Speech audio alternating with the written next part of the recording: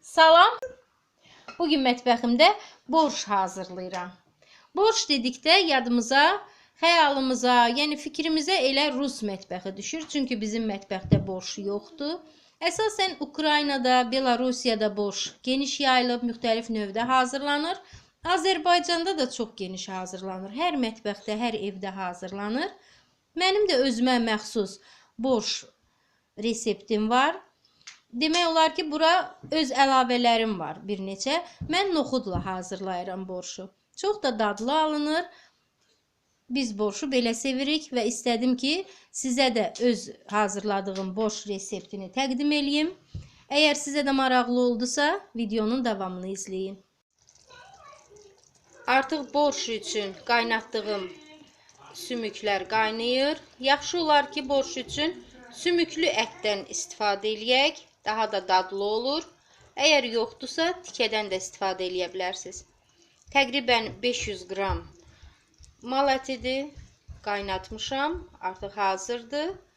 Yağlı dana ətinin sümüklərini qaynadırıq və 1 stakan noxud islatmışdım axşamdan. Noxudu da üzərinə əlavə eləyirik. Demək, ətləri sudan çıxartmışam. Başqa bir qazana əlavə eləyirik və suyunu indi üzərinə süzürəm.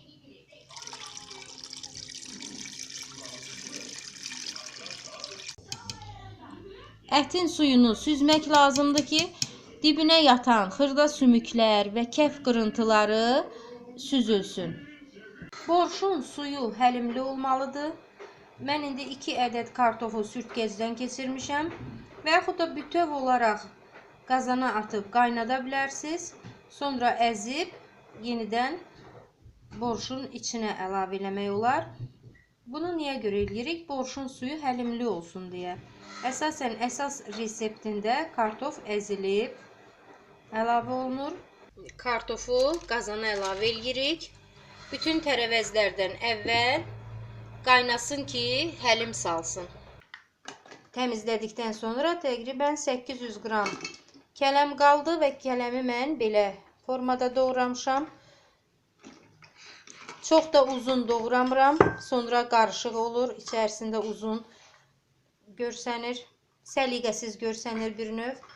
Və kökü də xırda doğramışam. Sürtgəcdən də keçirmək olar. Amma içərisində kubik formasında kök çox gözəl görsənir. Hər ikisini birlikdə qazana əlavə eləyirəm.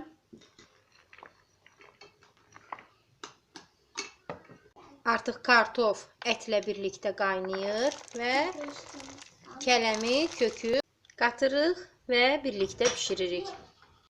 Bir baş soğanı, bir xörək qaşığı yağda qovururuq. Yağ zövqə görə ola bilər. Mən kərə yağından istifadə edirəm. Təbii ki, duru yağ istifadə edənlər seçim sizindir. Zövqə görə istədiyiniz yağdan istifadə edə bilərsiniz. Soğanı çox da qovurmuruq. Bir balaca rəngi dəyişəndə çuğunduru sürtgəcdən keçiririk və soğanın üstünə əlavə edirik. Hər ikisini bir yerdə qovuracağam.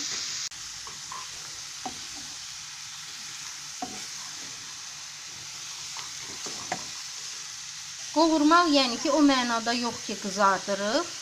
Ağzına indi qapaq qoyub öz suyunda, yəni vam odun üstündə öz suyunda bir balaca bişirəcəyim. Üzərinə 2 xörək qaşığı doğranmış pomidor əlavə edirik.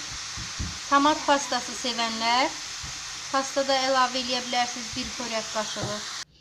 Çuğundur gördüyünüz kimi artıq suyunu çəkməyə başlayırdı və onu oddan götürüb 1 xörək qaşığı mən qırmızı sirkə əlavə edirəm.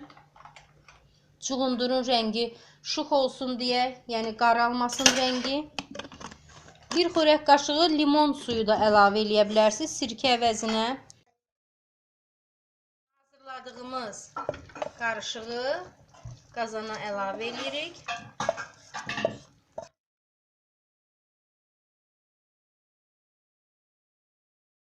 Sizə borşun rəngini göstərmək istəyirəm. Çuğundurun çox şux və gözəl rəngi var.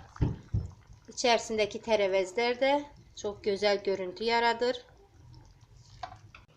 2 xörək qaşığı unu 1 stakan suda həll edib borşa əlavə edirəm. Xüsusi dad verir, həlimlik verir borşa.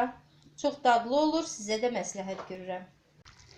Borşun içərisinə əlavə edirik və qatırıq. Əgər undan düyünlər əmələ gəlibsə, içərisində onu mütləq ələkdən keçirmək lazımdır. Borşun içərisinə 3-4 ədəd dəfnə yarpağı atırıq. Borşa 1 dəstə şüyüd və 1 dəstə cəfəri qatıram. Doğranmış göyərtini də qazana əlavə edirik və oddan götürüb qapağını ağzına qoyub kənarda saxlayıram. Tərkibində olan vitaminlər, mikroelementlər öz faydasını, xeyrini itirməsin deyə göyərtini qaynatmıram. Borşumuz hazırdır. Süfrəyə mayonezlə və yaxud xamayla verilir. Çox dadlıdır, hər kəsə məsləhətdir. Videonu bəyəndinizsə like edin. Ruziniz bol, bərəkətli olsun. Kanalı izləməyi unutmayın. Sağ olun.